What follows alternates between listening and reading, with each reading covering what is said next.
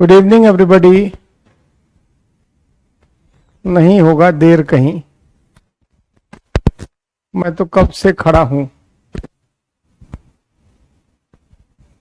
हाँ, good evening साक्षी, सरस्वती, रंजन, अमित, सोनाली, अंजलि, शिवा, आद्या, खुश रहिए। रंजन खुश रहिए, जय हिंद। हाँ, लिख सकते हैं, क्यों नहीं लिख सकते हैं, मल्टीपल लिख सकते हैं। रिसेंट गवर्नमेंट की इनिशिएटिव। खुश रहिए रंजन, विशाल। युवराज का कुछ कमेंट आ रहा था क्लास के टाइमिंग के रिगार्डिंग। बिल्कुल समझ रहा हूं, कुछ ऑप्शनल क्लास कर रहा है बहुत सारे बच्चों का, है ना। तो मैं अपनी क्लास की टाइमिंग को चेंज करूंगा। कल भर रुक जाओ, मैं ठीक हूं साक्षी, है ना। कल शायद क्लास उम्मीद कम है, मुझे कुछ काम है। परसों से टाइमिंग चेंज कर दूंगा, है ना।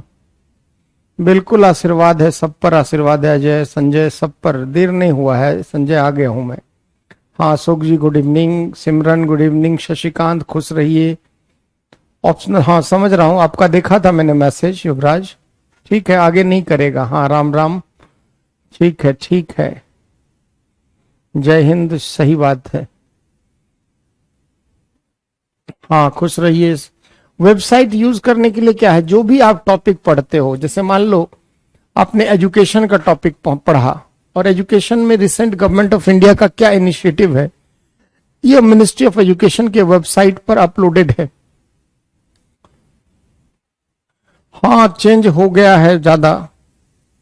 ठीक है राहुल, लेटा से स्वागत है। वो करेंगे, अब जो करेंगे ना टाइम, अब ज्यादा लगातार कंटिन्यू करके आपका क्लास खत्म करना है। हाँ सही बात है, कई लोगों की हिस्ट्री ऑप्शनल है, कुछ का ज्योग्राफी है।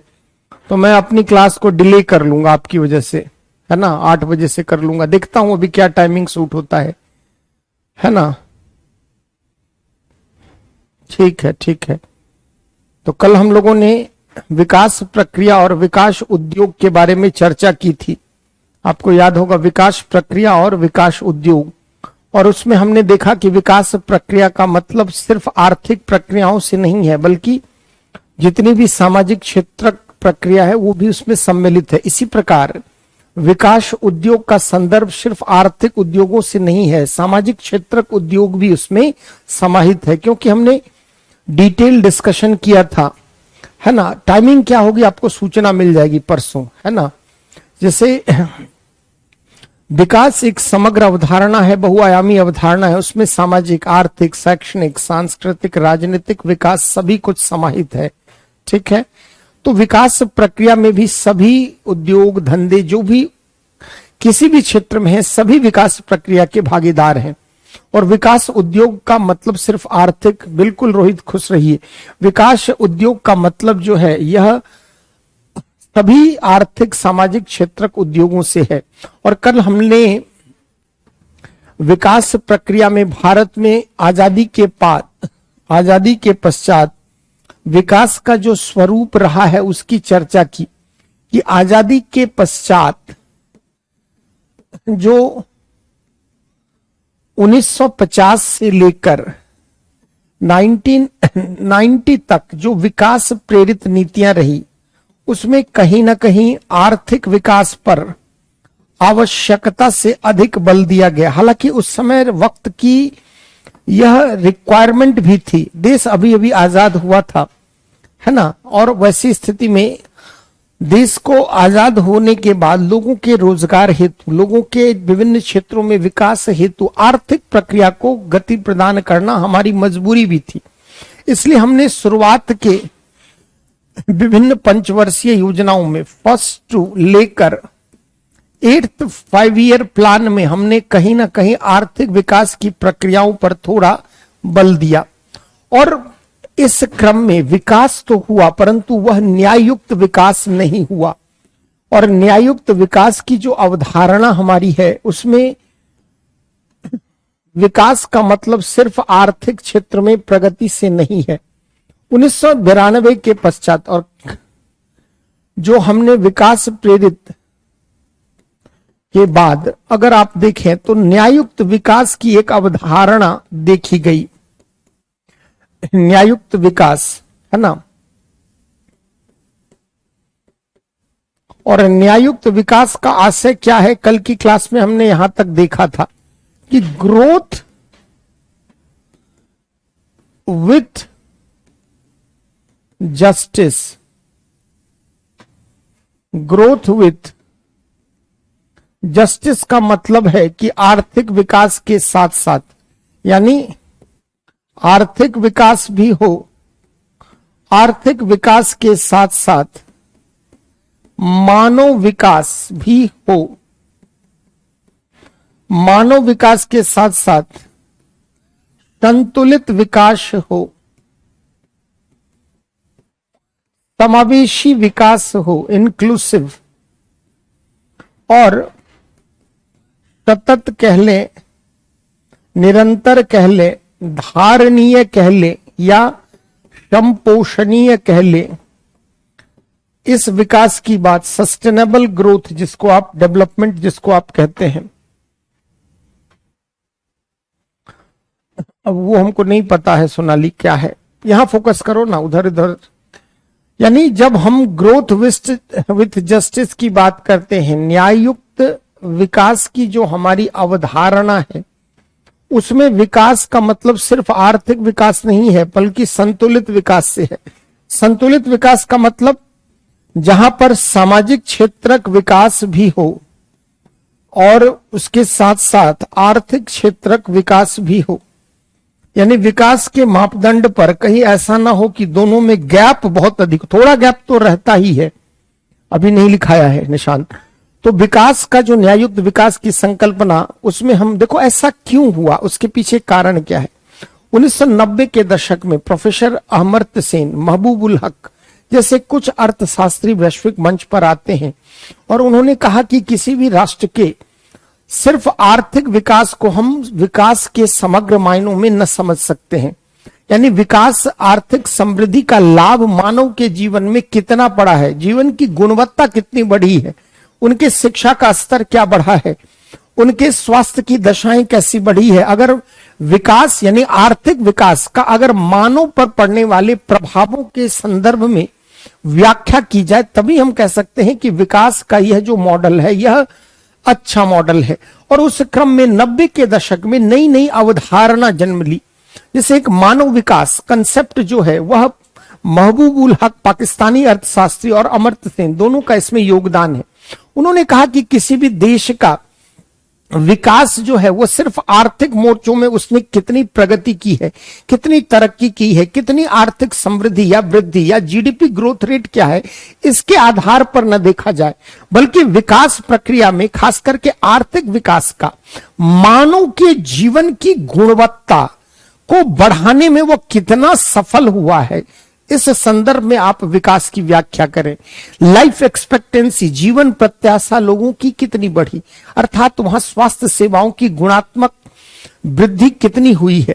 लाइफ एक्सपेक्टेंसी के साथ जो एजुकेशन के सेक्टर में या पर कैपिटा इनकम, अगर इन तीनों के आधार पर आप देखेंगे तभी आप मानव विकास की संकल्पना की बात करेंगे। और 90 के दशक में एक नई संकल्पना जन्म लेती है जिसको हम कहते हैं ह्यूमन डेवलपमेंट, और यह कहता है कि सिर्फ समृद्धि यानी जो इकोनॉमिक क्षेत्र में प्रगति है उसको सिर्फ आर्थिक संदर्भ में न देखें, बल्कि वह मानव के जीवन में कितना परिवर्तन लाया है, जीवन की गुणवत्ता, जीवन में शिक्षा, स्वास्थ्य की दशाएं कितनी बढ़ी है, उनकी आय का स्तर कितना बढ़ा है, इसके आधार पर आप उसको देखिए। देखो इकोनॉमिक्स में आप डिटेल उसको पढ़े हो, इसलिए मैं डिटेल नहीं जाऊंगा, एचडीआई क्या है, उसके इंडिकेटर्स क्या हैं, है ना, इन सब बातों पर मैं नहीं जाऊंगा क्योंकि आप ऑलरेडी अर्थव्यवस्था में पढ़े हो। लेकिन न्यायुक्त विकास की अवधारणा में इसको हम क्यों शामिल करते हैं? मान लीजिए आर्थिक प्रगति बहुत हो जाए परंतु आर्थिक सामाजिक आर्थिक विषमता हो जाए, कई लोग निरक्षर रह जाएं, कई लोगों की स्वास्थ्य की स्थिति बदहाल रहे, कई लोगों की इनकम जो है बहुत कम है, ऐसी आर्थिक समृद्धि का क्या करना? तो भारत में यह अनुभव किया गया कि उच्च समृद्धि विकास के बावजूद मानव विकास की स्थिति बेहतर नहीं रही है। तो 90 के दशक से एक नई अवधारणा जन्म ली जिसको हम कहते हैं मानव विकास। अब मानव विकास के कंपोनेंट क्या है आप सबको पता ही है, मैं संक्षेप में बस रखूंगा। एचडीआई के इंडिकेटर में आप पहला इंडिकेटर मानते हैं जीवन प्रत्याशा, लाइफ एक्सपेक्टेंसी एट बर्थ, यानी जन्म के समय किसी व्यक्ति की जीवन प्रत्याशा क्या रही है ना। दूसरा एजुकेशन, शिक्षा, और तीसरा इनकम, प्रति व्यक्ति आय के आधार पर। यानी एजुकेशन, लाइफ एक्सपेक्टेंसी, जीवन प्रत्याशा, प्रति व्यक्ति decent year of standard life, उसमें हम पर कैपिटा इनकम के आधार पर जीएनआई पर निकालते हैं। हाँ, प्रति व्यक्ति आय के ऊपर आप कह सकते हो जीवन की उपयुक्त दशाएं, है ना। तो उपयुक्त दशाएं को हम कैलकुलेट किससे करते हैं? पर कैपिटा, जिसको ग्रॉस नेशनल इनकम के आधार पर हम निकालते हैं। इस शिक्षा में स्कूलिंग का ईयर को हम काउंट करते हैं और जीवन प्रत्याशा तो पता ही है। तो एचडीआई जो अवधारणा आई, इसके विकास में आप सबको पता है महबूबुल हक और प्रोफेसर अमर्त्य सेन का योगदान रहा। यह जो अवधारणा है, यह कहती है सिर्फ विकास को आर्थिक संदर्भों में न देखो, और एक नई अवधारणा विकास में आई जिसको हम कहते हैं मानव विकास। अब अगर आप पिछले 3-4 वर्षों में देखोगे तो एचडीआई के मोर्चे पर भारत का प्रदर्शन निम्न विकसित देशों के स्तर पर है। निम्न विकासशील में भी अल्प विकसित देशों कह सकते हो कि भारत 129 से लेकर 131 के बीच में वही स्थान पर भारत रह रहा है। 188 से लेकर 191 देशों की सूची में, लिस्ट में भारत कहीं ना कहीं किसी वर्ष 128, कहीं 129, कभी 130, कभी 131। यानी भारत में निम्न मानव विकास के संकेतक वाले देशों की स्थिति में भारत अभी भी बना है। तो ऐसे विकास कहां, नई रिसेंट में 132 है आउट ऑफ 191 कंट्रीज, 132वां स्थान है 191 देश में। ये तो मैं कह रहा हूं कि पिछले 4-5 वर्षों में हम 129 से लेकर 132 के बीच में ही वैरी कर रहे हैं। यानी विकास हमारे यहां अगर हुआ है तो शिक्षा के मद में हमने विशेष प्रगति नहीं की है। विकास में जीवन की डिसेंट जो लाइफ स्टैंडर्ड है उसके मोर्चे पर हम असफल रहे हैं, और कहीं ना कहीं जीवन प्रत्याशा के क्षेत्र में थोड़ी हमारी उपलब्धि पहले से अच्छी रही है ना। तो एक नई अवधारणा क्या आई, मानव विकास। थोड़ा सा समावेशी विकास को हम समझते हैं कि समावेशी विकास किसे कहते हैं। तो पहले इसको संक्षेप में नोट कर लो, फिर हम लोग समावेशी विकास पर आएंगे। हेडिंग क्या बनाओगे? न्यायुक्त विकास संबंधित प्रमुख अवधारणाएं। न्यायुक्त विकास न्यायुक्त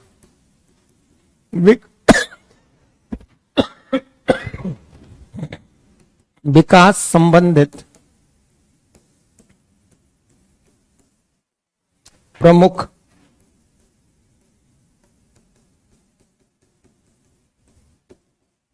अवधारणाएं।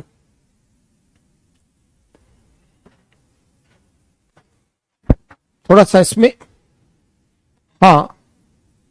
नोट करते हैं।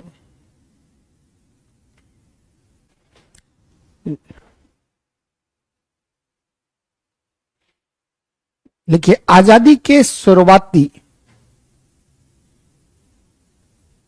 4 दशकों में,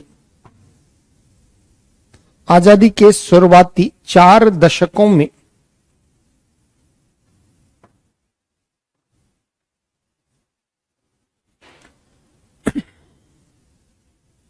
विकास प्रेरित नीतियों में,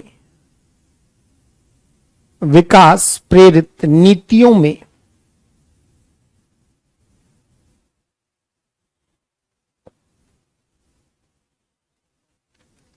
आर्थिक विकास पर मुख्य बल दिया गया।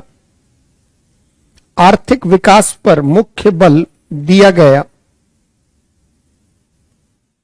आर्थिक विकास पर मुख्य बल दिया गया।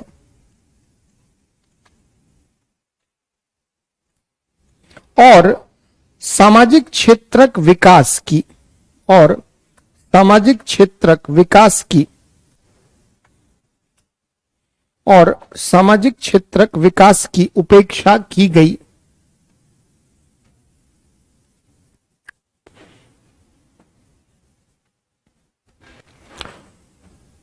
इसके कारण जहां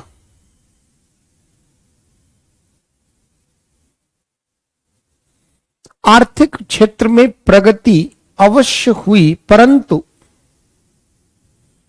आर्थिक क्षेत्र में प्रगति अवश्य हुई, परंतु बहुत सारी सामाजिक आर्थिक समस्याओं की भी उत्पत्ति हुई। बहुत सारी सामाजिक आर्थिक समस्याओं की भी उत्पत्ति हुई।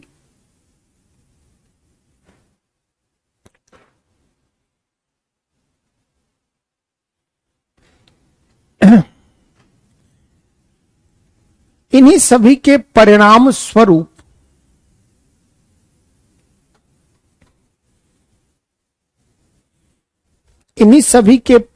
स्वरूप न्यायुक्त विकास की संकल्पना अंतर्राष्ट्रीय मंच पर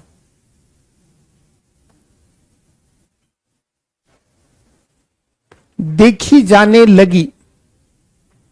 न्यायुक्त विकास की संकल्पना राष्ट्रीय व अंतर्राष्ट्रीय मंच पर देखी जाने लगी।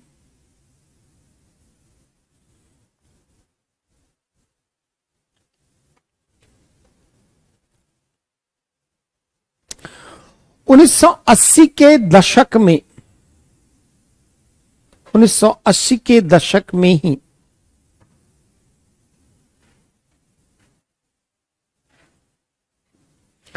मानव विकास जैसी संकल्पना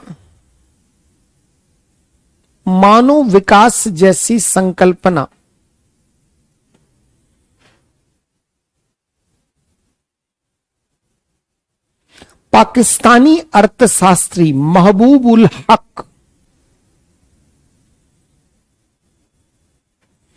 एवं अमर्त्य सेन के प्रयासों से पाकिस्तानी अर्थशास्त्री महबूब उल हक और अमर्त्य सेन के प्रयासों से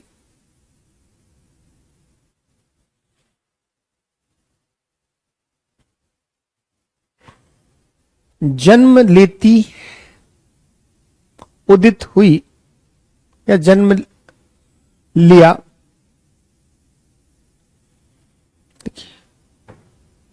इनका मानना था कि विकास को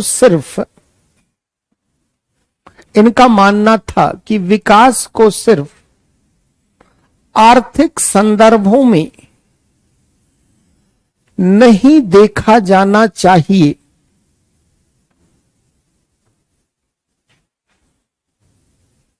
बल्कि विकास का मुख्य उद्देश्य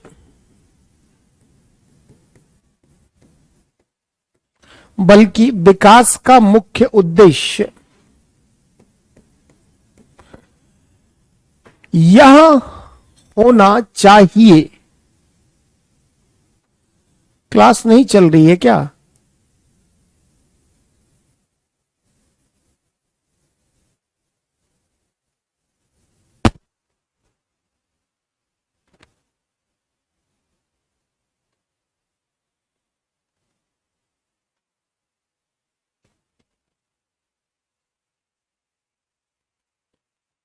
बताना कमेंट करके, क्लास नहीं चल रही है।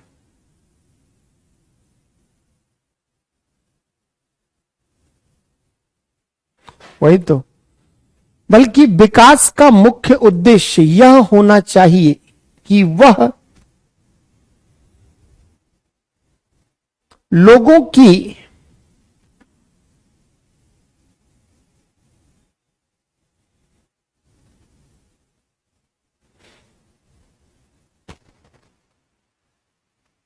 इच्छाओं में कितनी वृद्धि करे।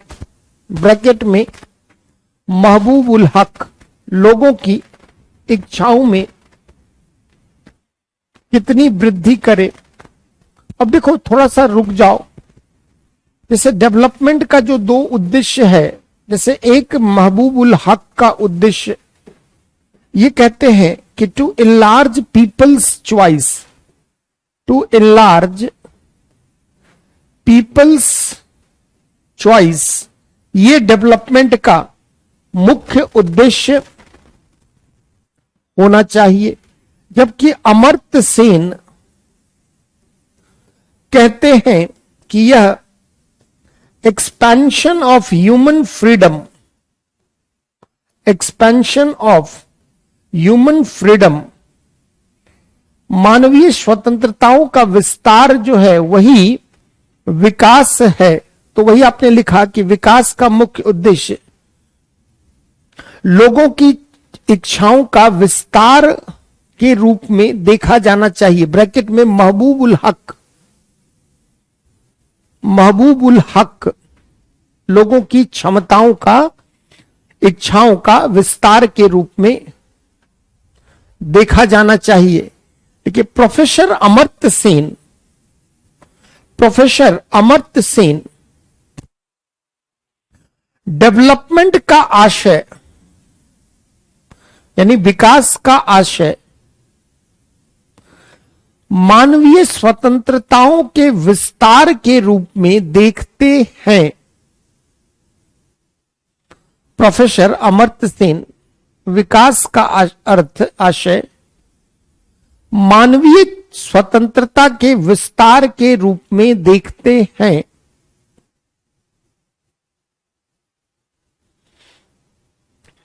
देखिए इन्हीं सभी परिप्रेक्ष्य में मानव विकास संकेतक ह्यूमन डेवलपमेंट इंडेक्स जैसी अवधारणा, ह्यूमन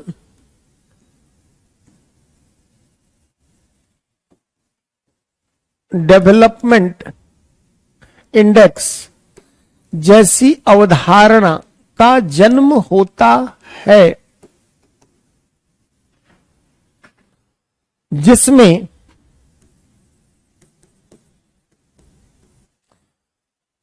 किसी भी राष्ट्र के विकास के स्वरूप को, जिसमें किसी भी राष्ट्र के विकास के स्वरूप को, विकास के स्वरूप को मानव विकास के संदर्भ में, मानव विकास के संदर्भ में, जिसमें किसी भी राष्ट्र के विकास के स्वरूप को मानव विकास के संदर्भ में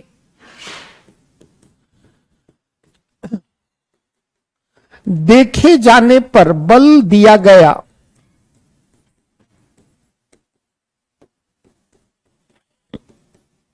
मानव विकास के संदर्भ में देखे जाने पर बल दिया गया, अर्थात आर्थिक प्रक्रियाओं के कारण, अर्थात आर्थिक प्रक्रियाओं के कारण मानव के जीवन पर क्या असर,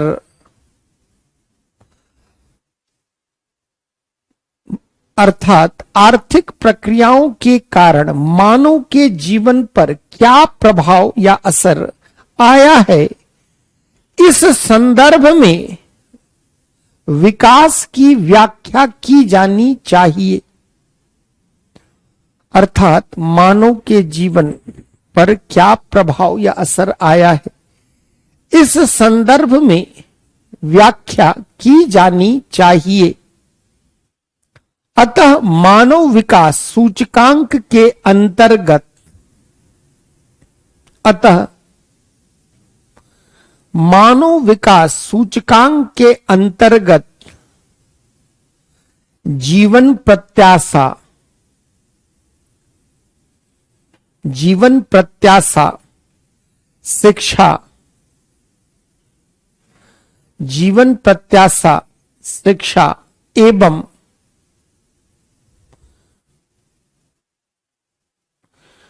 जीवन की उपयुक्त दशाओं के आधार पर, जीवन की उपयुक्त दशाओं के आधार पर राष्ट्रों के मानव विकास की गणना की बात की गई।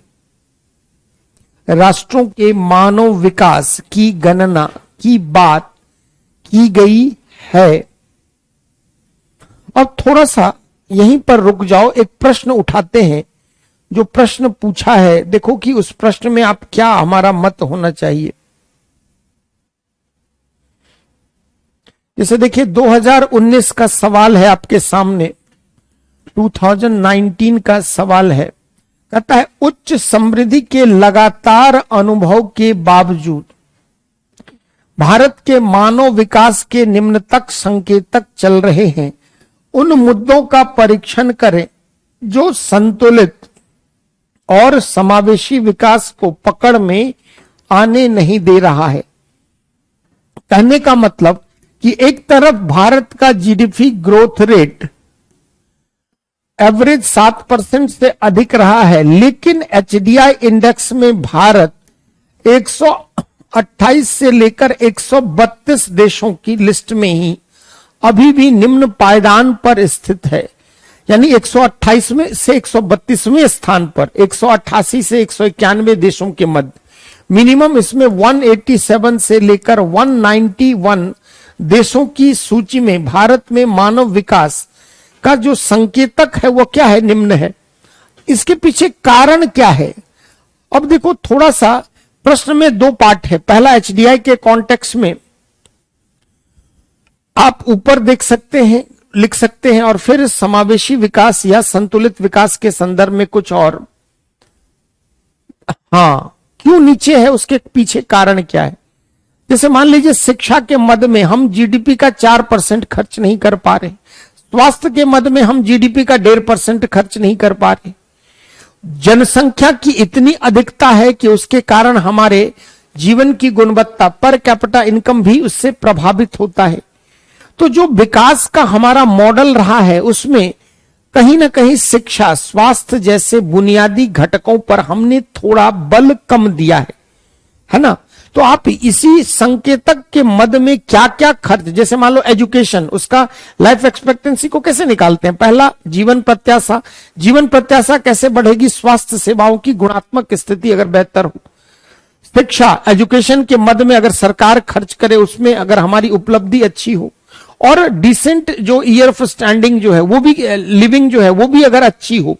हमारे यहाँ स्कूल की संख्या कम है, हमारे यहाँ विद्यालयों की संख्या कम है, हमारे यहाँ महाविद्यालयों, तो ऐसी स्थिति में एक निश्चित अवधि में बच्चे स्कूल नहीं जा पा रहे। भले सरकार कह ले कि 100% नामांकन है, लेकिन वास्तविकता उसमें कुछ और है। तो पहले पार्ट में आप दिखा देंगे, इसमें आपको फैक्ट एंड फिगर देना होगा कि रिसेंट जो है भारत 191 देशों की सूची में 132वें स्थान पर है, और विगत 3-4 वर्षों में भारत का प्रदर्शन बहुत बेहतर नहीं रहा है, और वह 128 से 132 के बीच ही पिछले 4-5 वर्षों में रहा है। तो इसको आप बताएंगे। शिक्षा के क्षेत्र में क्या समस्या है, स्वास्थ्य में क्या समस्या है, ये हम लोग शिक्षा और स्वास्थ्य वाले टॉपिक में इसको डिटेल पढ़ेंगे। चलते हैं थोड़ा संतुलित और समावेशी विकास के बारे में समझते हैं। तो अभी आप जहां लिख रहे थे उसमें आपने क्या लिखा कि एचडीआई इंडेक्स में भारत का प्रदर्शन क्यों लगातार खराब है, उसके पीछे कुछ 1-2 लाइन और लिख दें। बाद में शिक्षा और स्वास्थ्य जब पढ़ेंगे टॉपिक तो हाँ लिखते हैं, लिखिए। भारत में शिक्षा एवं स्वास्थ्य के मद में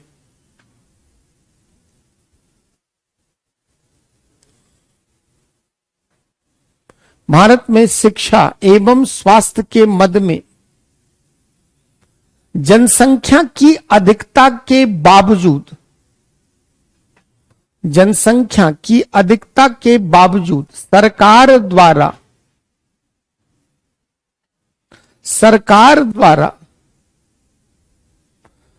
कुल जीडीपी का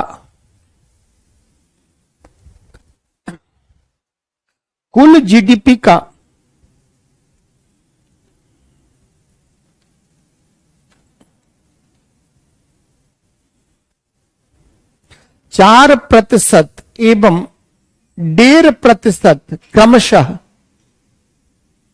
4% एवं 1.5% क्रमशः खर्च किया जा रहा है। 4% एवं 1.5% क्रमशः, शिक्षा में 4% से कम ही है ना, और स्वास्थ्य में 1.5% के आसपास है।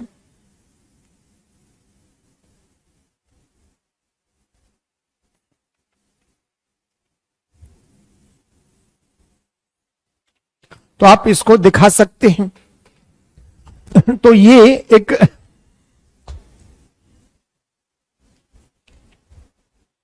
चलते हैं समावेशी विकास के बारे में थोड़ा समझते हैं। वैसे आप इकोनॉमिक्स में इसको डिटेल पढ़े, मैं संक्षेप में रख रहा हूं। समावेशी विकास की अवधारणा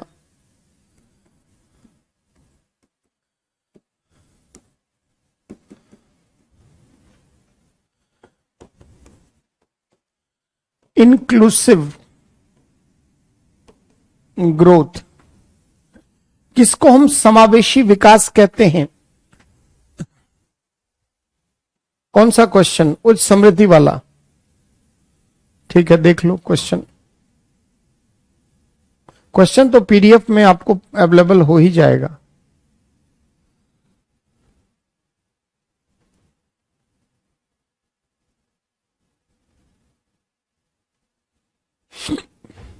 लो क्वेश्चन देख लो आप।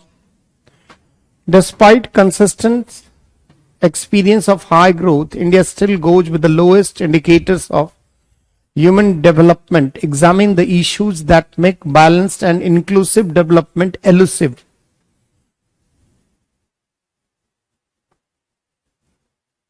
नहीं, वर्ल्ड लेवल पे क्यों करोगे? थोड़ा एक दो दिखा सकते हो। चाइना इमर्जिंग इकोनॉमी है, अगर स्कोप है तो, है ना। क्या ह्यूमन एफर्ट्स को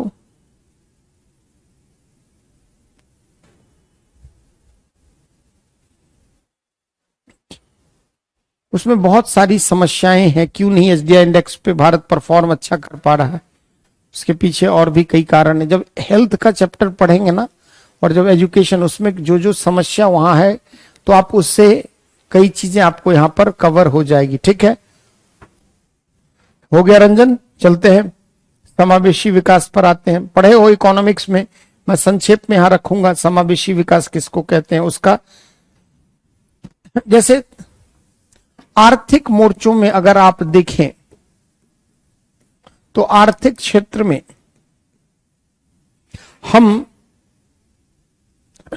प्रोडक्शन, कंजम्पशन और डिस्ट्रीब्यूशन की बात करते हैं। प्रोडक्शन यानी उत्पादन, कंजम्पशन यानी उसकी खपत, और डिस्ट्रीब्यूशन उसके वितरण की बात हम आर्थिक क्षेत्र में करते हैं। अगर आर्थिक क्षेत्र में कोई भी प्रगति हो और उस प्रगति का लाभ समाज के निम्न पायदान पर स्थित व्यक्तियों को भी मिले, यानी विकास का ऐसा स्वरूप जिसमें आर्थिक विकास के साथ साथ सामाजिक विकास, यानी समाज के निम्न पायदान पर स्थित जो लोग उपेक्षित, वंचित, शोषित, यानी जो लोग नीडी हैं, उनको भी विकास प्रक्रिया में यदि समान अवसर प्रदान किया जाए तो विकास के ऐसे स्वरूप को हम कहते हैं समावेशी विकास। यानी समान अवसरों के साथ विकास करना समावेशी विकास कहलाता है। जो हमारे यहां समावेशी विकास का संदर्भ आप समझना कि समावेशी विकास में हम प्रोडक्शन और कंजम्पशन यानी दो है, एक है उत्पादन और खपत, इन पर तो ध्यान देते ही है। इसके साथ साथ वितरण यानी उसका समानुपातिक वितरण यानी उसका न्याययुक्त वितरण पर भी बल देते हैं। यानी विकास का इस मॉडल में समान अवसरों के साथ विकास, उत्पादन और खपत के क्रम में, यानी जो भी आर्थिक प्रणाली है उसमें हम वितरण करते वक्त न्याययुक्त वितरण की बात करते हैं। यानी समान अवसर के साथ सबके विकास की बात। ऐसा ना हो कि विकास प्रक्रिया का लाभ सीमित वर्ग, सीमित व्यक्तियों तक हो, तो फिर विकास का ऐसा मॉडल सामाजिक असमानता को ही जन्म देगा। तो विकास का ऐसा स्वरूप जिसमें विकास के कारण जो भी उत्पन्न परिस्थितियां हैं, अवसर हैं, उनका लाभ समाज के सभी वर्गों को समान रूप से मिले, यानी समान अवसरों के साथ अगर विकास हो तो इसको हम समावेशी विकास कहते हैं।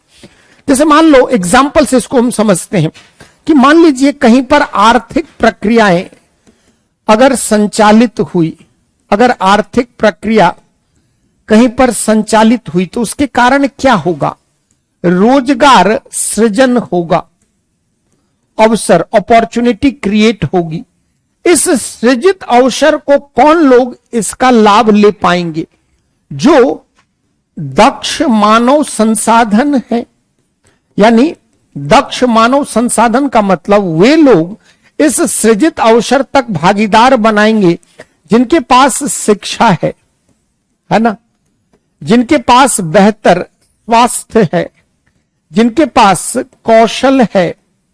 अगर शिक्षा, स्वास्थ्य, कौशल की अच्छी व्यवस्था है तभी इन सृजित अवसर तक लोग उपलब्ध होंगे। यानी रोजगार सृजन के कारण जो अवसर बना, उन अवसर पर कोई दक्ष मानव संसाधन ही पहुंच पाएगा, परंतु गरीबी के कारण, जाति व्यवस्था के कारण, सामाजिक आर्थिक विषमता के कारण समाज का एक बड़ा तबका है जो शिक्षा, स्वास्थ्य, कौशल या सामाजिक आर्थिक सुरक्षा जैसे बुनियादी घटकों से वंचित रहा है, तो फिर वो तो अवसर में भागीदार हो ही नहीं पाएगा। तो जो लोग दक्ष हैं उनको तो अवसर मिल जाएगा, परंतु समाज का एक वंचित वर्ग है, एक उपेक्षित तबका है जो सदियों से उपेक्षित रहा है, वह इस विकास प्रक्रिया में भागीदार नहीं हो पाएगा। तो हमने कहा कि विकास का ऐसा स्वरूप जिसमें सिर्फ अवसरों के सृजन पर ही बल न दिया जाए, बल्कि उन सृजित अवसर तक सबकी समान पहुंच को सुनिश्चित करने पर बल दिया जाए कि जो अवसर हैं उन तक पहुंच समाज के सभी वर्ग, सभी तबकों की होनी चाहिए। ऐसा ना हो कि इन अवसर तक किसी विशिष्ट वर्ग के प्रतिनिधि ही भागीदार हों। तो सृजित अवसर तक सबकी पहुंच होनी चाहिए, ये समावेशी विकास का मॉडल है। अब क्या है, उस समावेशी विकास से क्या होगा? समाज में बड़े तबकों का समावेशन होगा। जैसे आप समझना कि समाज के स्तर पर सामाजिक आर्थिक असमानता के कारण, सामाजिक आर्थिक असमानता या विषमता के कारण समाज का एक बड़ा तबका सामाजिक रूप से बहिष्कृत हुआ है। इस बहिष्कृत होने के कारण उसका सामाजिक और आर्थिक विकास क्या हो गया? अवरुद्ध हुआ। तो समावेशी विकास की प्रक्रिया में हम करते क्या हैं? क्या कहूं, इस क्लास की बहुत प्रॉब्लम है यार। कभी बफर नहीं हो रहा, कभी आवाज नहीं जा रही।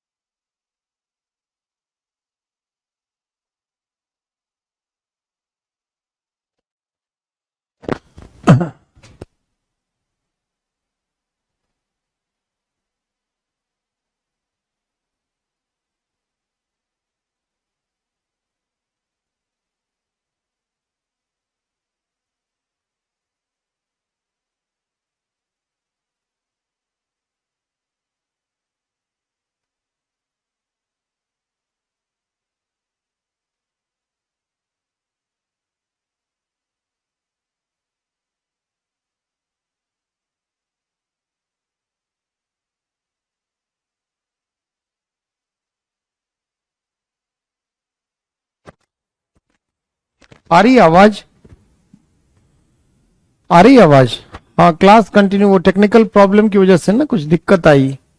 मैं कहीं नाराज वराज होके नहीं जा रहा हूं, यहीं बैठा हूं। अब आ रही है? अब देखना, आवाज आ रही है?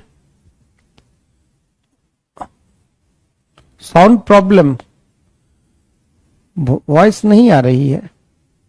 नहीं, माइक तो ऑन है, माइक ऑन है।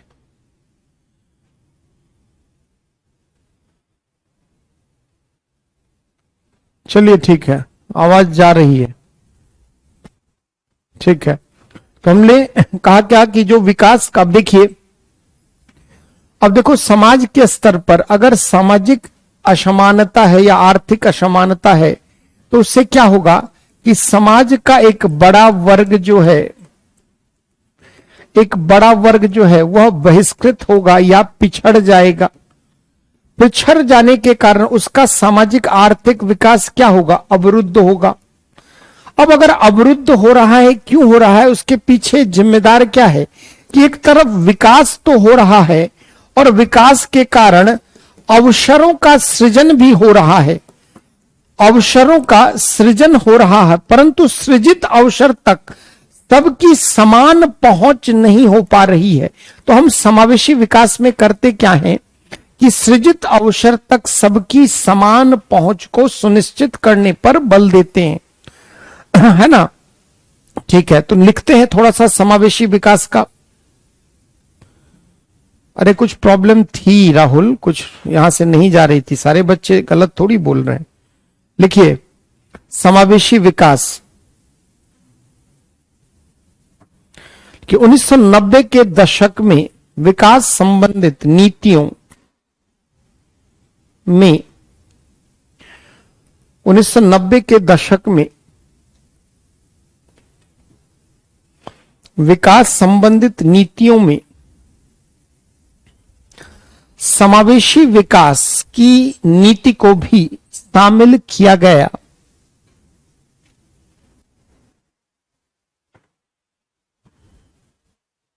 सामान्य अर्थ में समान अवसरों के साथ विकास करना समावेशी विकास कहलाता है। सामान्य अर्थ में समान अवसरों के साथ विकास करना समावेशी विकास कहलाता है। अर्थात विकास का ऐसा स्वरूप जिसमें आर्थिक अवसरों के सृजन होने के साथ साथ, अर्थात विकास का ऐसा स्वरूप जिसमें आर्थिक अवसरों के सृजन होने के साथ साथ उन सृजित अवसर तक सबकी, उन सृजित अवसरों तक सबकी समान पहुंच सुनिश्चित, उन सृजित अवसरों तक सबकी समान पहुंच सुनिश्चित करने पर बल दिया जाए। समान पहुंच सुनिश्चित करने पर बल दिया जाए, उसे समावेशी विकास कहा जाता है।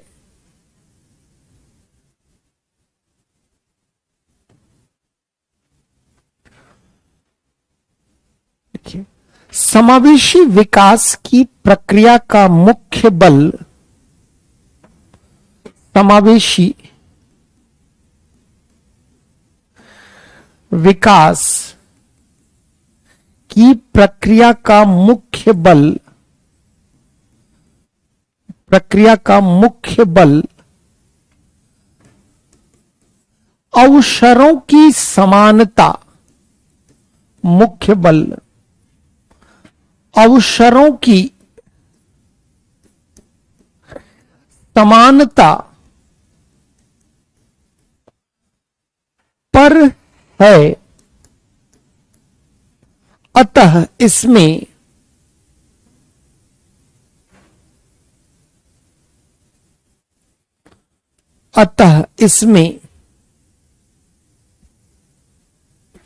उत्पादन, खपत या उपभोग के साथ साथ, अतः इसमें उत्पादन, खपत यानी उपभोग के साथ साथ वितरण मूलक न्याय की स्थापना का भी, वितरण मूलक न्याय की स्थापना का भी विशेष ध्यान रखा जाता है।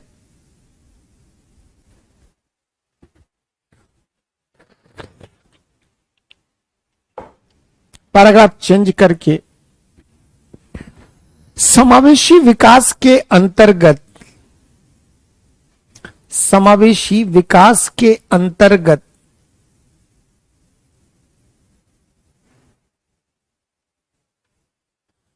समावेशी विकास के अंतर्गत समाज के सभी वर्गों के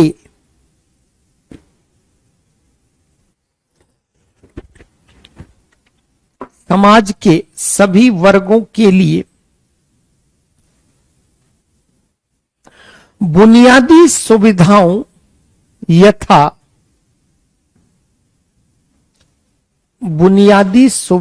यथा भोजन, वस्त्र,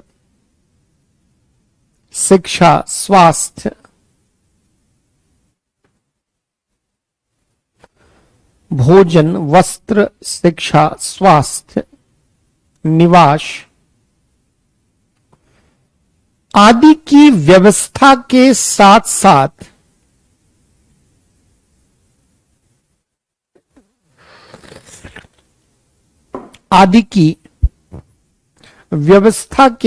साथ एक गरिमामय जीवन जीने के लिए, एक गरिमामय जीवन जीने के लिए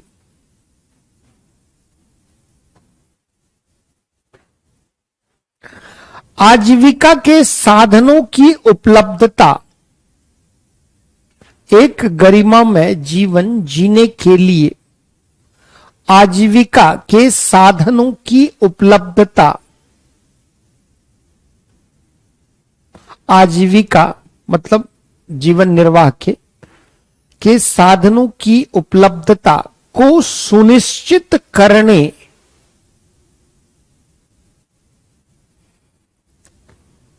पर ध्यान दिया जाता है, ध्यान दिया जाता है। तो अब आप समावेशी विकास, अब देखो इकोनॉमिक्स में बहुत डिटेल में पढ़ोगे, यहां पर जो समावेशी विकास का मुख्य थीम क्या है उसको आपको समझना है कि अगर समावेशी विकास आप लाओगे, अगर आप समावेशी विकास करोगे तो उससे जो भी समाज के वंचित वर्ग हैं, समाज के वंचित वर्ग हैं, उनका समावेशन हो पाएगा। समावेशन किस रूप में? तो उनका सामाजिक समावेशन होगा, उनका वित्तीय समावेशन होगा, उनका राजनीतिक समावेशन होगा। अब अगर समावेशन हुआ तो समावेशन से उनकी सक्रिय भागीदारी क्या होगी? बढ़ेगी। और अगर सक्रिय भागीदारी बढ़ी तो कहीं ना कहीं वो अपने जीवन के बारे में स्वयं निर्णय ले पाएंगे, है ना? यानी कहीं ना कहीं निर्णयन प्रक्रिया में वो भागीदार होंगे, डिसीजन मेकिंग में। और अगर निर्णयन प्रक्रिया में भागीदार हुए तो उनका सशक्तिकरण हो पाएगा। यानी समावेशी विकास करता क्या है? समावेशी विकास समाज के वंचित, उपेक्षित व्यक्तियों के समावेशन, समावेशन कैसा? सामाजिक, वित्तीय, राजनीतिक समावेशन की बात करता है। और उस समावेशन से क्या होगा? उनकी एक्टिव पार्टिसिपेशन बढ़ेगी, सक्रिय भागीदारी बढ़ेगी। और अगर सक्रिय भागीदारी होगी तो वो डिसीजन मेकिंग प्रोसेस में क्या होंगे? इन्वॉल्व होंगे। और अगर डिसीजन मेकिंग प्रोसेस में इन्वॉल्व होंगे तो उनका सोशल इंपावरमेंट होगा, इकोनॉमिक इंपावरमेंट होगा, पॉलिटिकल इंपावरमेंट होगा, यानी उनका सशक्तिकरण होगा। समझे बच्चों?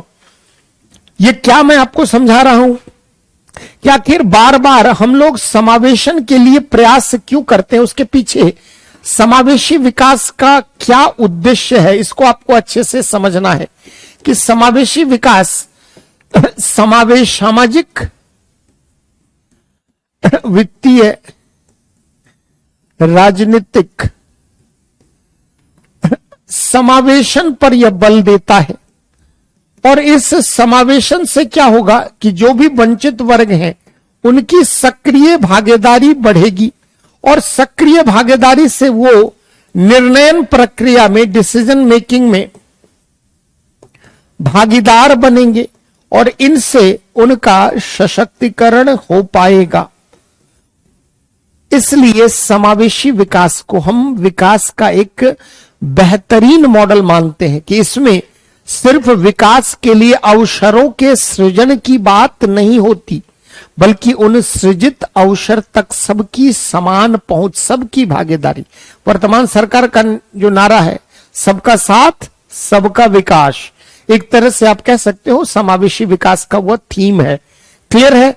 डिटेल इकोनॉमिक्स में बच्चों पढ़ लेना, है ना।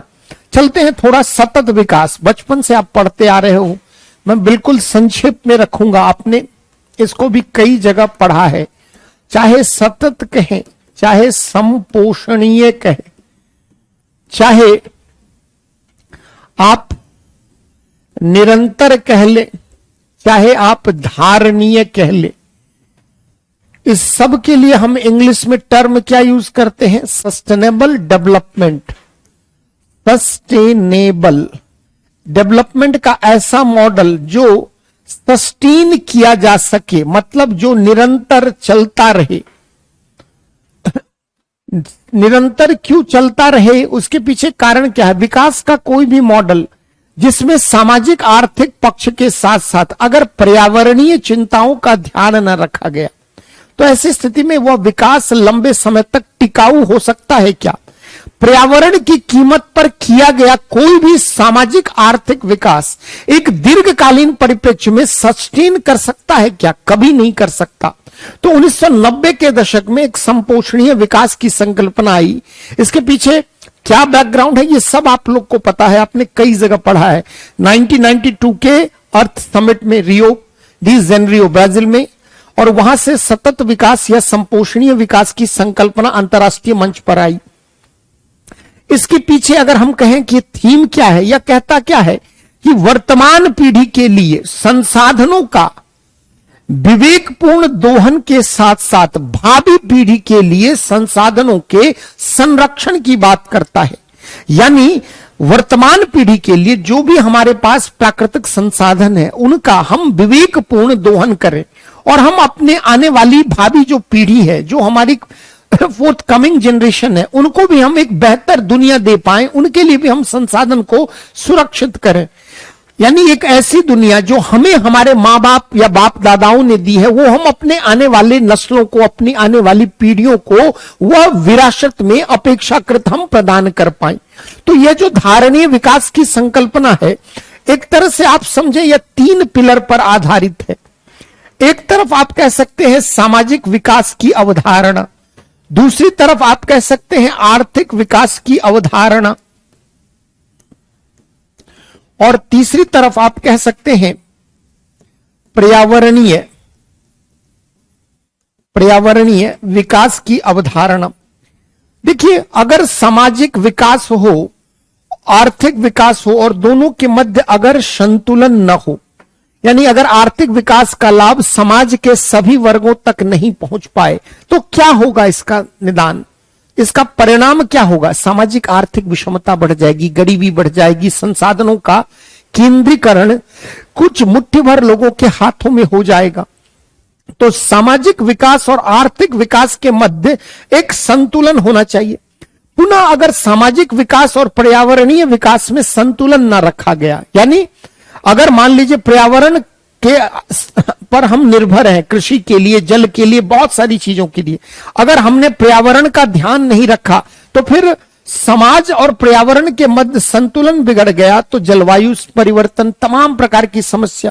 पुनः आर्थिक विकास और पर्यावरणीय चिंताओं में ध्यान न रखा गया तो संसाधनों का संकट, जलवायु परिवर्तन, प्रदूषण, तमाम प्रकार की। तो सामाजिक, आर्थिक और पर्यावरणीय विकास के मध्य एक संतुलन की विचारधारा पर यह आधारित है, जिसको आप कहते हैं सतत विकास। बहुत जगह पढ़े हो इसलिए इसको मैं लिखवाऊंगा नहीं, है ना, आपको पता ही है। अब देखो ये सब क्या है विकास के मॉडल में। अब एक अवधारणा क्या है, संतुलित विकास, जिसमें आर्थिक विकास और सामाजिक विकास में एक संतुलन रहे, है ना, क्लियर है। तो धारणीय विकास के बारे में बस 2 लाइन लिख लो, आपका नोट्स कंप्लीट हो जाएगा, ज्यादा नहीं लिखेंगे क्योंकि इसको कई जगह आप पढ़े हैं। 1990 के दशक में लिखो, 1990 के दशक में कुछ लोग कुछ ज्यादा ही कमेंट करते हो, जिसमें 5-6 नाम है जो आवश्यकता से अधिक फालतू भी कमेंट करते हैं, लिखवा रहा हूं मैं, है ना। कुछ चेहरे इतने हैं जिनका बार बार, अरे कमेंट लिमिटेड किया करें, कई लोग आपके साथ साथ जुड़े हैं, अपने सहपाठियों का भी ध्यान रखा करें, है ना। लिखवा रहा हूं मैं श्रेया, आप लिखो। अनावश्यक इतना कमेंट, इतना, है ना, ज्यादा कमेंट करना अच्छी बात नहीं है बच्चों, है ना। और एक ही कमेंट 50 बार, इस सबसे ज्यादा इरिटेशन मुझे इसी बात से होती है। ऐसे लोगों का कमेंट मैं दोबारा जानकर नहीं पढ़ता हूं जो एक ही कमेंट 50 बार लिखते हैं, है ना। हमारा भी सुबह से शाम तक क्लास ही ले रहे हैं, है ना, ये 4थी क्लास है मेरी आज की, और हमारा भी जो है शरीर है, मन स्थिति, हमारा भी जो है इन सब चीजों से इरिटेशन बढ़ जाता है। आप, मैं जितना कमेंट प्रॉम्प्ट हूं, शायद कम ही शिक्षक ऐसे होंगे जो एक एक कमेंट का बारीकियों से ध्यान। इसका मतलब यह नहीं है कि अनावश्यक एक ही कमेंट 50 बार लिख दें, आप कुछ भी लिख दें, इधर उधर की बातें, है ना। और कुछ लोग तो, उनका नाम मैं अभी रट लिया हूं, उनका अगर 3 मिनट तक कमेंट ना आया तो मुझे चिंता हो जाती, पता नहीं उनका पास, उनके एंड पे क्लास लाइव अच्छे से जा रही या नहीं है। उसमें 5-7 नाम तो रटे हैं, वो भी समझ रहे होंगे मैं किसकी तरफ इशारा कर रहा हूं। अनावश्यक इतना कमेंट क्या आदत है यार, पहले समझ लो चीजों को, सुन लो। मैं तो क्लास के बीच में भी प्रश्न ले लेता हूं और अंतिम में भी आपको 5-7 मिनट देता हूं। अंतिम में तो जाने की इतनी जल्दी रहती है, bye bye bye, thank you sir, thank you sir. तो बीच में इतने सवाल पूछ लेते हो, इरिटेशन हो जाती है ना। सुबह से शाम तक हम भी क्लास में हैं, थके हुए हैं, और उसमें अनावश्यक एक कमेंट को 2 बार अगर लिखोगे तो उस बच्चे का कमेंट मैं कभी नहीं पढ़ूंगा, है ना। मैं अपने दिमाग में ब्लॉक लिस्ट कर दूंगा। मैं हर कमेंट को देखता हूं, कभी कभार ही शायद कोई कमेंट स्किप होता है मेरे से। निको, सतत विकास, रवि मुझे ज्ञान न दे, कंटिन्यू क्लास, ये, है ना, ये आप मुझे नहीं सिखाएं कि मुझे कब क्लास करनी है या नहीं करनी है ना। मैं क्लास में फालतू इधर उधर की बात ही नहीं करता, है ना। तो मुझे ये ना बताया करें कि क्लास कब कंटिन्यू करना है या नहीं करना है ना। और मैं अपने लिए नहीं कह रहा हूं, आपके लिए कह रहा हूं। नोट करें, सतत विकास लिखिए। 1990 के दशक में विकास संबंधित व्याख्याओं में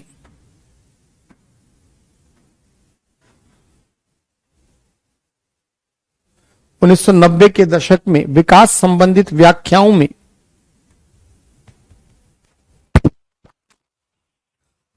सतत विकास की संकल्पना, सतत विकास की संकल्पना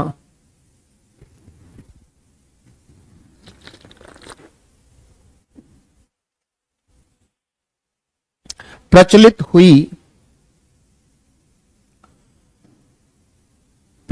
हुई सतत विकास की अवधारणा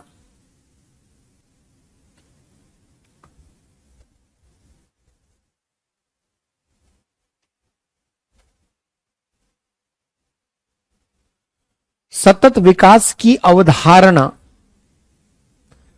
सामाजिक, आर्थिक एवं पर्यावरणीय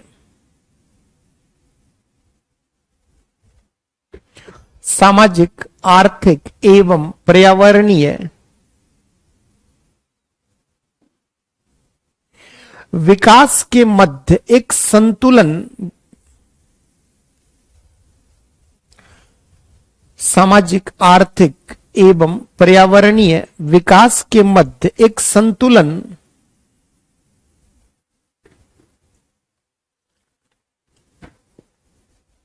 स्थापित करने पर बल देती है। स्थापित करने पर बल देती है।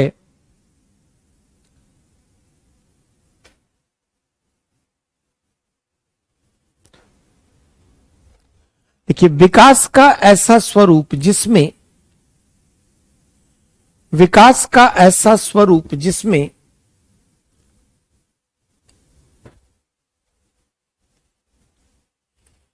वर्तमान पीढ़ी के लिए संसाधनों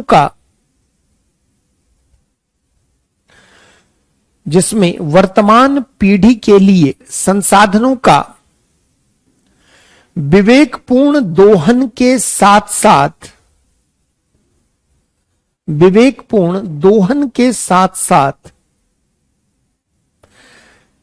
भावी पीढ़ियों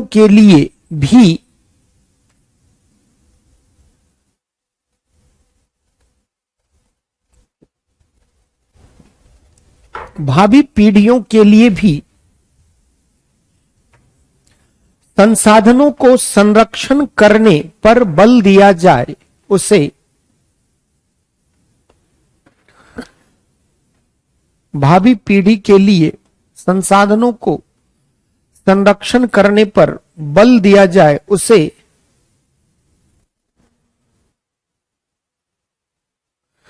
सतत विकास कहा जाता है।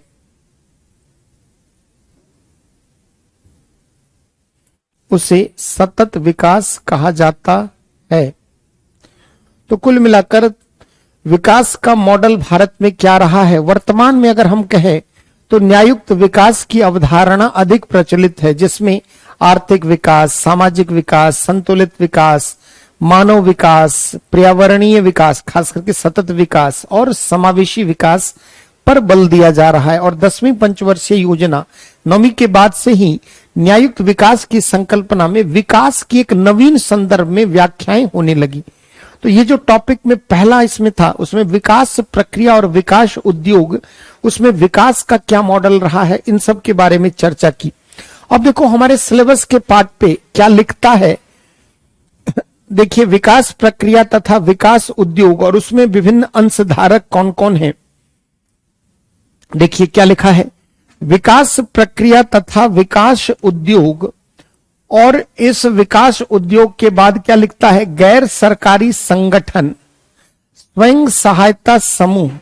ये दोनों बड़े टॉपिक हैं और इनसे बहुत प्रश्न रहा है।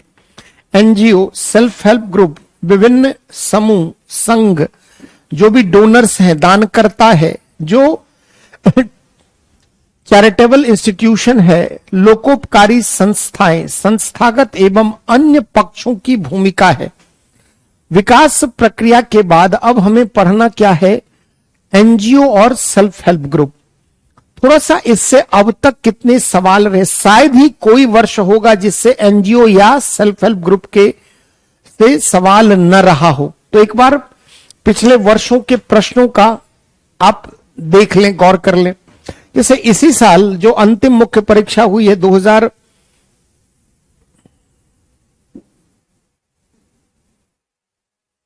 लास्ट मेंस में, देखो एक प्रश्न पूछा है,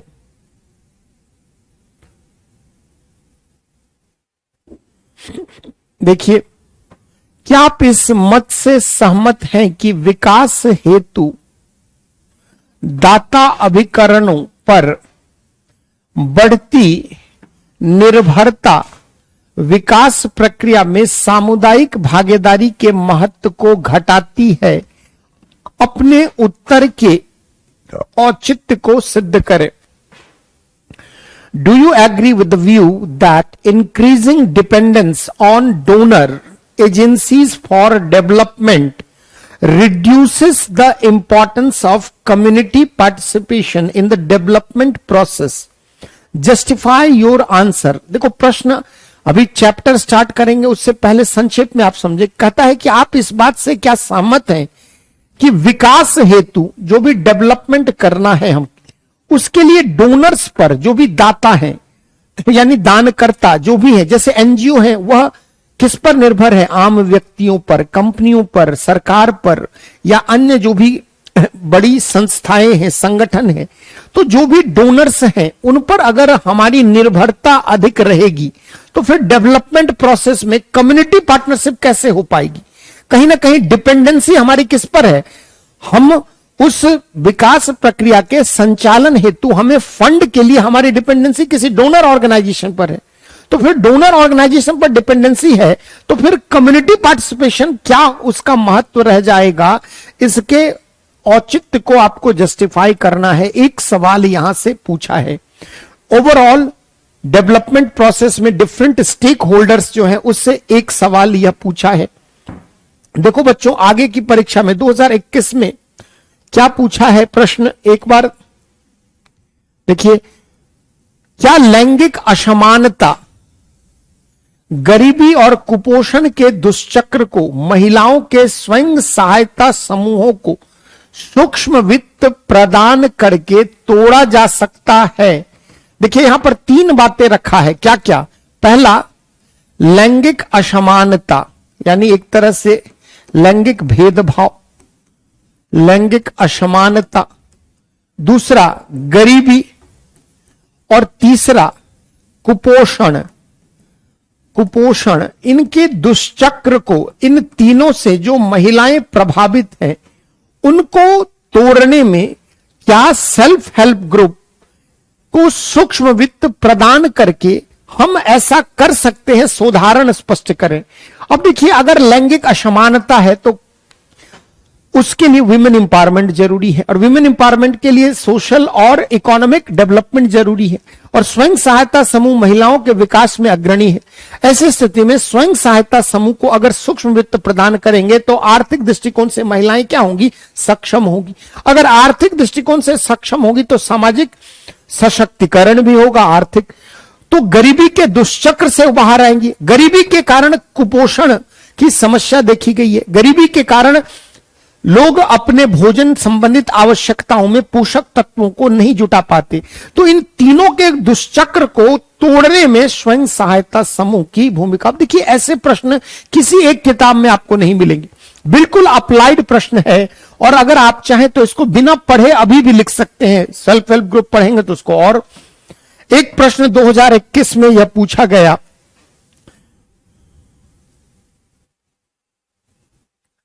देखिए एक सवाल एनजीओ पर 2021 में और पूछा गया। कहता है कि क्या नागरिक समाज और गैर सरकारी संगठन, सिविल सोसाइटी और एनजीओ आम नागरिक को लाभ प्रदान करने के लिए लोक सेवा प्रदायगी का वैकल्पिक प्रतिमान प्रस्तुत कर सकते हैं? इस वैकल्पिक प्रतिमान की चुनौतियों की विवेचना करें।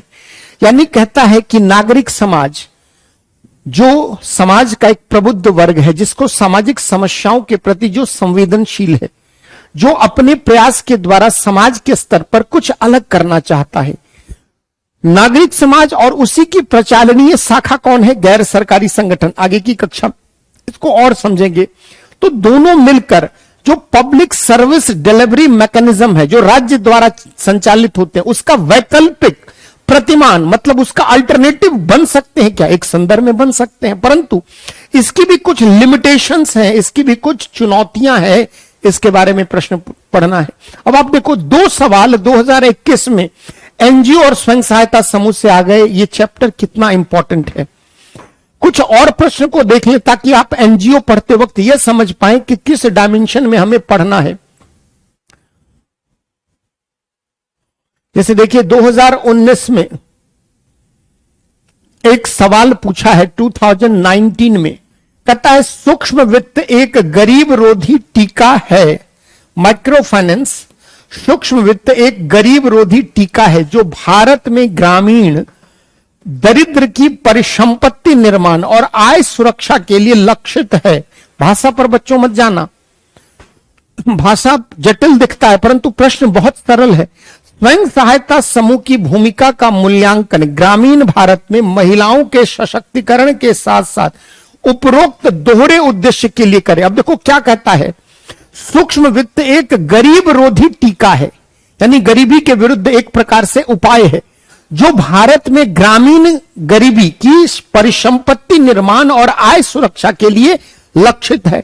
यानी कहता है कि जो सूक्ष्म वित्त है इसका मुख्य जो यह गरीबी निवारण और आय की सुरक्षा प्रदान करता है। यह इसलिए आप कहते हो कि गरीब रोधी टीका है। कहता है स्वयं सहायता समूह की भूमिका का मूल्यांकन कहां करना है, ग्रामीण भारत में। किसके मद में, महिलाओं के सशक्तिकरण के साथ साथ उपरोक्त दोहरे उद्देश्य गरीबी और महिलाओं को आय सुरक्षा में इस सेल्फ हेल्प ग्रुप की क्या भूमिका है, कैसे महिलाओं के सशक्तिकरण में वो निर्णायक है। उसके साथ साथ दोहरे उद्देश्य कौन कौन, दरिद्र की परिसंपत्ति निर्माण, जो भी गरीब हैं उनकी कैपेसिटी बिल्डअप एसेट क्रिएशन में, और आय की सुरक्षा इनकम सिक्योरिटी में। देखते हैं बड़ा ही शानदार प्रश्न सेट किया गया है और अभी आपने पढ़ा नहीं इसलिए घबराएंगे नहीं। कुछ लोग प्रश्न देखकर डर जाते हैं। चलते हैं 2019 का हमने सवाल देख लिया। 2018 में देखो क्या प्रश्न पूछा है।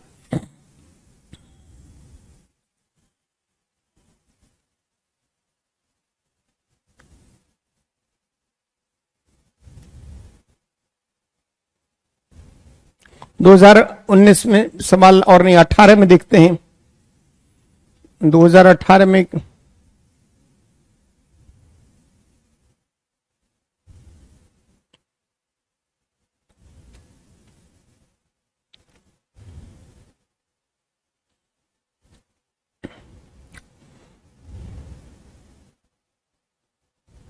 देखो 2017 का एक सवाल, the emergence of self-help groups in contemporary times point to the slow but steady withdrawal of the state from development activity. Examine the role of SHG in developmental activities and the measures taken by. वर्तमान समय में स्वयं सहायता समूह का उद्भव राज्य के विकासात्मक गतिविधियों से धीरे निरंतर पीछे हटने का संकेत है। विकासात्मक गतिविधियों में स्वयं सहायता समूह की भूमिका का एवं भारत सरकार द्वारा स्वयं सहायता समूह की प्रोत्साहित करने के लिए किए गए उपायों का परीक्षण। ठीक है, और प्रश्न एक दो देख लो ताकि हम इसको डिस्कस कर पाए।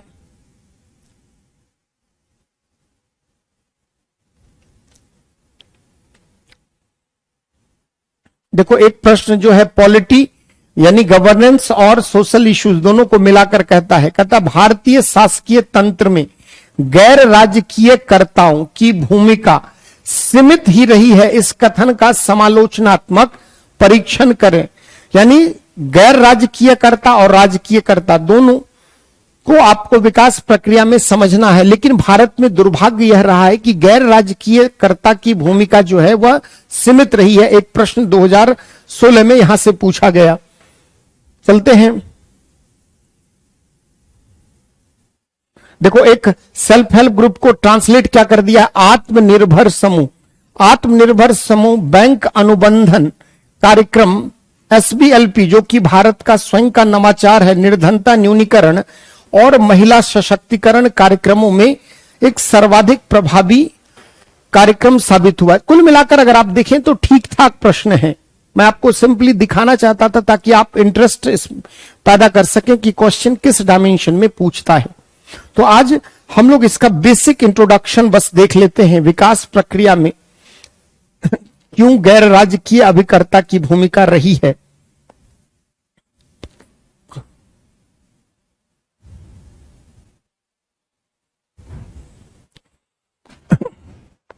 जैसे हमने पिछली क्लास में भी संक्षेप में आपको समझाया था कि विकास प्रक्रिया में हमने देखा कि दो अभिकर्ता है, एक राज्य जो है वह मुख्य अभिकर्ता है और कुछ राजकीय गैर राजकीय अभिकर्ता, अभिकर्ता मतलब एक्टर, कुछ गैर राजकीय अभिकर्ता हैं। आखिर गैर राजकीय अभिकर्ता के रूप में एनजीओ, सेल्फ हेल्प ग्रुप क्यों इतने इफेक्टिव हैं, क्यों इतने कारगर हैं, उसके बारे में हम समझते हैं। जैसे जो भी डेवलपमेंट प्रोसेस है उसमें राज्य हर आखिरी व्यक्ति तक, प्रत्येक व्यक्ति तक अपनी प्रत्यक्ष उपस्थिति नहीं दर्ज कर सकता। पिछली क्लास में भी आपको संक्षेप में समझाया था कि मान लो एक तरफ राज्य और राज्य की संस्था है और एक तरफ आम व्यक्ति है, तो राज्य और राज्य की संस्था जो है हर आखिरी व्यक्ति तक पहुंच नहीं सकता। तो इसके बदले में वो क्या करता है, तो वह कुछ मध्यस्थ या बिचौलिए या मीडिएटर संस्थाओं को रखता है, और ये जो संस्था है ये ग्रास रूट पर जाकर कार्य करती है। जैसे मान लीजिए राज्य का कार्य व्यक्ति का आर्थिक विकास करना है और राज्य हर आखिरी व्यक्ति तक पहुंच नहीं सकता, तो राज्य करता क्या है, चाहे एनजीओ के माध्यम से या स्वयं सहायता समूह के माध्यम से वह उस व्यक्ति तक अपनी पहुंच बनाता है और उसे विकास प्रक्रिया में भागीदार बनाता है। तो जो भी विकास प्रक्रिया है उसमें राजकीय अभिकर्ता और गैर राजकीय अभिकर्ता दोनों का ही क्या है, रोल है। ये जो है विकास प्रक्रिया में जो गैर राजकीय अभिकर्ता है ये भी विकास के स्टेक होल्डर है, अंशधारक हैं। इन पर भी विकास प्रक्रिया बहुत हद तक निर्भर करती है और उन्हीं अंशधारकों में यानी गैर राजकीय अभिकर्ताओं में हमें सिलेबस में दिया गया है एनजीओ और सेल्फ हेल्प ग्रुप। बस दो को देख लेते हैं संक्षेप में यहां। एनजीओ, सेल्फ हेल्प ग्रुप, अन्य चैरिटेबल इंस्टीट्यूशन, ट्रस्ट आदि, ये सभी क्या है, गैर राजकीय, मतलब ये निजी क्षेत्रों के द्वारा संचालित है ना। इनका उद्देश्य क्या है, आखिरी व्यक्ति तक पहुंचना। अब देखो ये किनके द्वारा प्रवर्तित है, नाम से ही क्या स्पष्ट है, राजकीय कर्ता अभिकर्ता नहीं है बल्कि गैर, यानी ये राज्य से स्वतंत्र कार्य करते हैं और इनका कार्य विकास प्रक्रिया को गति प्रदान करना है।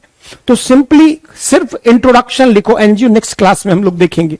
तो एक लिखते हैं, हेडिंग बनाइए, गैर राजकीय अभिकर्ता, non state actors, non state actors,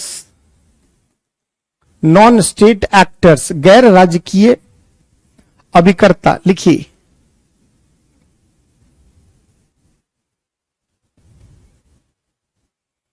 किसी भी शासकीय तंत्र में, किसी भी शासकीय तंत्र में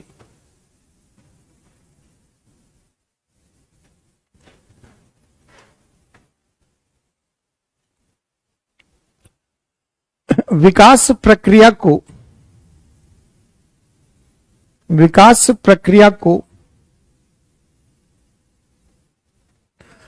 गति प्रदान करने हेतु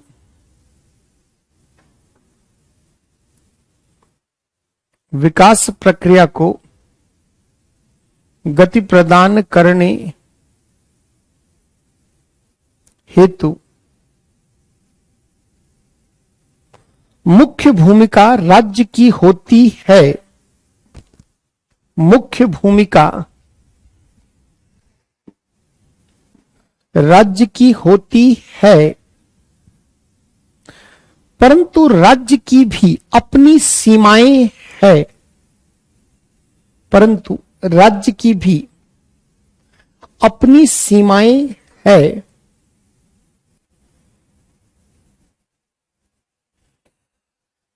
राज्य प्रत्येक व्यक्ति तक, राज्य प्रत्येक व्यक्ति तक अपनी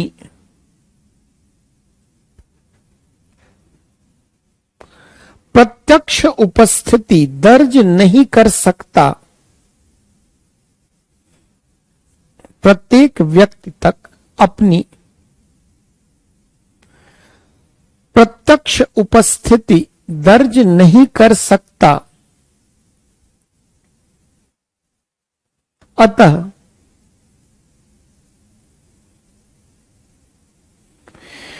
राज्य को गैर राजकीय अभिकर्ताओं की भी जरूरत होती है, अतः राज्य को गैर राजकीय अभिकर्ताओं की जरूरत होती है। पैराग्राफ चेंज करके देखिए, गैर राजकीय अभिकर्ता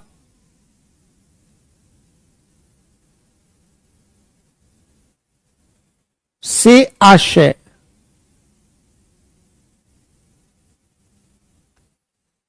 गैर राजकीय अभिकर्ता से आशय निजी क्षेत्रों द्वारा प्रवर्तित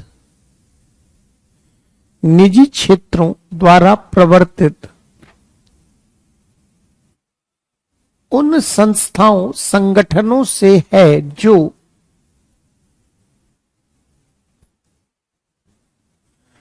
राज्य के प्रत्यक्ष अधिकार क्षेत्र से बाहर, जो राज्य के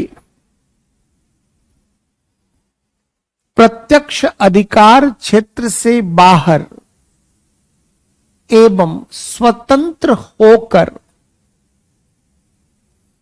प्रत्यक्ष अधिकार क्षेत्र से बाहर होकर एवं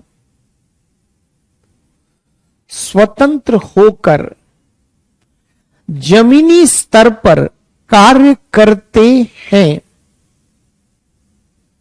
जमीनी स्तर पर कार्य करते हैं। ये गैर राजकीय अभिकर्ता भी, ये गैर राजकीय अभिकर्ता भी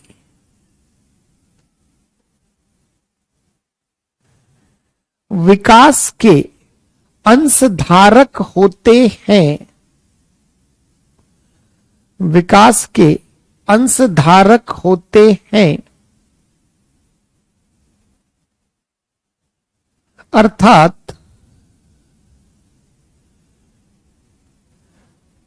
इनकी भी भूमिका विकास प्रक्रिया में महत्वपूर्ण होती है,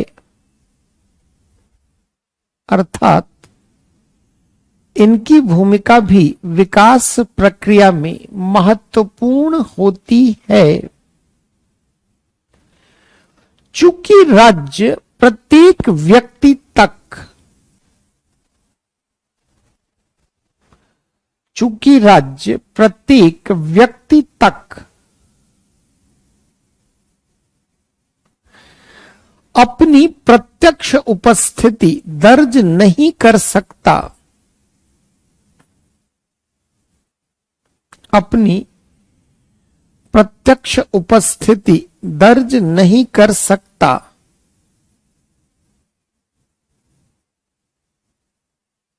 अतः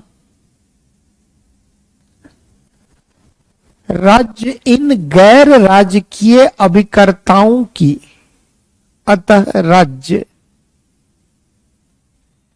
इन गैर राजकीय अभिकर्ताओं की मदद लेता है।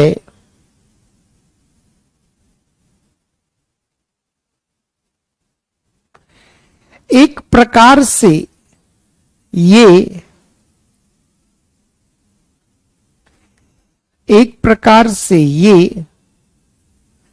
राज्य एवं नागरिकों के मध्य,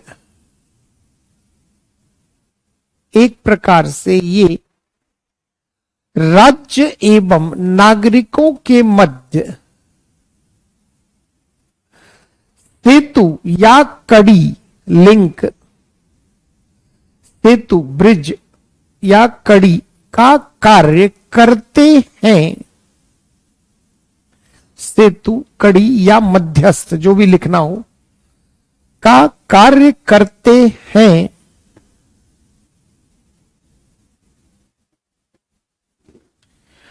चूंकि विकास प्रक्रिया में हर स्तर पर, चूंकि विकास प्रक्रिया में हर स्तर पर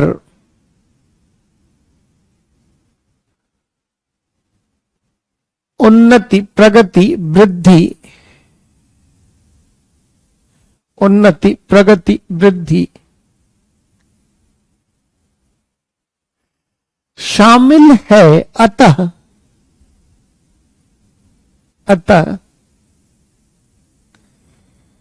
राजकीय अभिकर्ताओं के साथ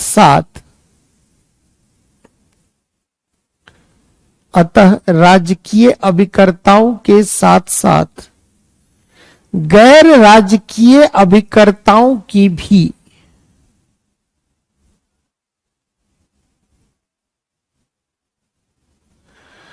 निर्णायक भूमिका होती है।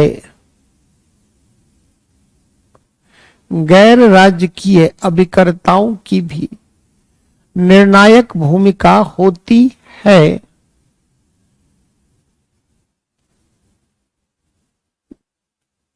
गैर राजकीय अभिकर्ता में निम्न शामिल हैं।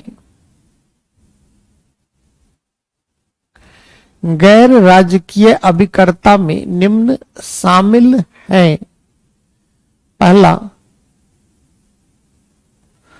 गैर सरकारी संगठन, नॉन गवर्नमेंटल ऑर्गेनाइजेशन, एनजीओ। दूसरा, स्वयं सहायता समूह, self help group.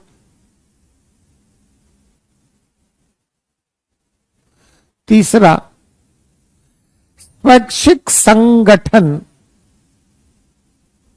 Voluntary organisation, स्वैच्छिक संगठन, ट्रस्ट, न्यास। स्वैच्छिक संगठन, ट्रस्ट यानी न्यास। लोकोपकारी संस्थाएं, चैरिटेबल इंस्टीट्यूशन। लोकोपकारी संस्थाएं आदि। लोकोपकारी संस्थाएं आदि। तो अब आप समझ पाए होंगे कि गैर राजकीय अभिकर्ता किसको कहते हैं, उसका सिग्निफिकेंस क्या है। हर व्यक्ति तक राज्य नहीं पहुंच पाता, इसलिए वो इन मध्यस्थों की भूमिका को स्वीकार करता है डेवलपमेंट प्रोसेस में। तो हमारे सिलेबस में पॉलिटी में राजकीय अभिकर्ता बहुत पढ़ा है, इकोनॉमी में भी पढ़ा है। यहां गैर राजकीय अभिकर्ता दिया गया है जिसमें एनजीओ और स्वयं सहायता समूह मोस्ट इंपॉर्टेंट है। अब देखो, राज्य इनको क्यों प्रमोट करता है? क्या राज्य विकास प्रक्रिया से खुद को हटाए रखना चाहता है?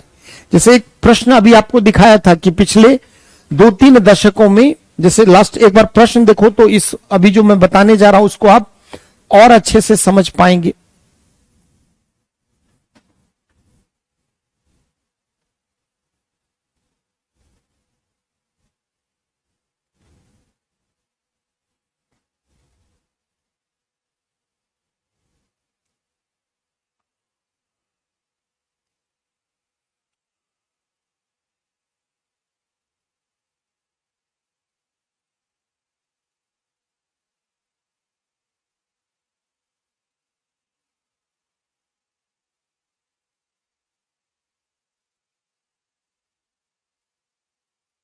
जैसे देखिए, ये प्रश्न को अभी यही डिस्कस हम लोग करने जा रहे हैं। जैसे क्या कहता है प्रश्न, समझें। वर्तमान समय में स्वयं सहायता समूह का उद्भव राज्य के विकासात्मक गतिविधियों से धीरे निरंतर पीछे हटने का संकेत है। यानी राज्य क्या कर रहा है, खुद विकास प्रक्रिया में पीछे हट रहा है और किसको प्रमोट कर रहा है? स्वयं सहायता समूह को। विकासात्मक गतिविधियों में स्वयं सहायता समूह की भूमिका का एवं भारत सरकार द्वारा स्वयं सहायता समूह को प्रोत्साहित करने के लिए किए गए उपायों का परीक्षण करें। अब आप बताएं कि विकास प्रक्रिया में वर्तमान में सरकार क्यों एनजीओ स्वयं सहायता समूह को प्रमोट कर रही है? क्या राज्य अपने कर्तव्य या दायित्व से पल्ला झाड़ रहा है? क्या राज्य जो विकास का मुख्य अभिकर्ता है वह नहीं चाहता कि विकास प्रक्रिया को गति प्रदान की जाए? आखिर विकासात्मक गतिविधियों में राज्य बैकफुट पर क्यों आ रहा है और वह विकासात्मक प्रक्रिया में फ्रंट फुट पर, अग्रिम पंक्ति में, वह क्यों स्वयं सहायता समूह या गैर सरकारी संगठनों को रख रहा है? अभी जस्ट आपको समझाया कि राज्य प्रत्येक व्यक्ति तक नहीं पहुंच बना सकता, तो उसे मध्यस्थ की जरूरत है जो जमीनी स्तर पर, ग्रास रूट लेवल पर जाकर वहां की समस्याओं के समाधान हेतु प्रयास करे। और अगर सेल्फ हेल्प ग्रुप या एनजीओ का परफॉर्मेंस अच्छा है तो राज्य और क्या करेगा? उसको पुश करेगा और राज्य खुद जो है बैकफुट पर सपोर्ट के लिए खड़ा रहेगा। राज्य अपने दायित्व से ऐसा नहीं है कि वह बचना चाहता है, बल्कि विकासात्मक प्रक्रिया में हाल के वर्षों में स्वयं सहायता समूह और एनजीओ का प्रदर्शन सामाजिक व आर्थिक विकास के क्षेत्र में बहुत शानदार रहा है। इसलिए राज्य अपने को भले ही बैकफुट पर रखे, लेकिन वह विकास प्रक्रिया को गति प्रदान करने के लिए इनको आगे कर रहा है। जैसे मान लो अगर बहुत अच्छा बैट्समैन है जिस पर पूरा टीम का दारोमदार है, जैसे नंबर 3 पर मान लीजिए कोहली खेलता हो, और कल को अगर सूर्य कुमार और अच्छा खेलने लग जाए तो क्यों नहीं कोहली को नीचे कर दिया जाए और सूर्य कुमार को आगे? अब इस पर तर्क वितर्क मत करने लगना, है ना। एक मैं एग्जाम्पल ले रहा हूं। अगर मान लीजिए कोई अच्छा खिलाड़ी और अगर प्रमोट हो सकता है, कोहली जैसा महान तो है नहीं, लेकिन अगर उसमें संभावनाएं हैं तो क्यों नहीं उसको प्रमोट किया जाए? आज यही हो रहा है कि डेवलपमेंट प्रोसेस के दोनों स्टेक होल्डर है, राज्य, प्राइम और अन्य जो नॉन स्टेट एक्टर्स हैं। तो स्वयं सहायता समूह हाल के वर्षों में खास करके महिला सशक्तिकरण, महिलाओं के सामाजिक आर्थिक विकास में ग्रास रूट लेवल पर, खास करके ग्रामीण क्षेत्र में बहुत क्रांतिकारी प्रयास कर रहा है, बहुत महत्वपूर्ण प्रयास कर रहा है। इसलिए राज्य खुद को पीछे रखकर इसे प्रमोट कर रहा है, अधिक से अधिक फंडिंग कर रहा है स्वयं सहायता समूह को, अधिक से अधिक फंडिंग कर रहा है एनजीओ को, ताकि वो जमीनी स्तर पर जाएं और वहां के समस्या के निदान के लिए प्रयास करें। अगली क्लास में हम लोग एनजीओ के बारे में पढ़ेंगे। आज की क्लास से रिलेटेड अगर कोई सवाल, मन में कोई डाउट है तो अंतिम 2-3 मिनट है आपके पास, पूछ लें आप, है ना। कोई भी आपको डाउट लगे, कोई क्वेरी है?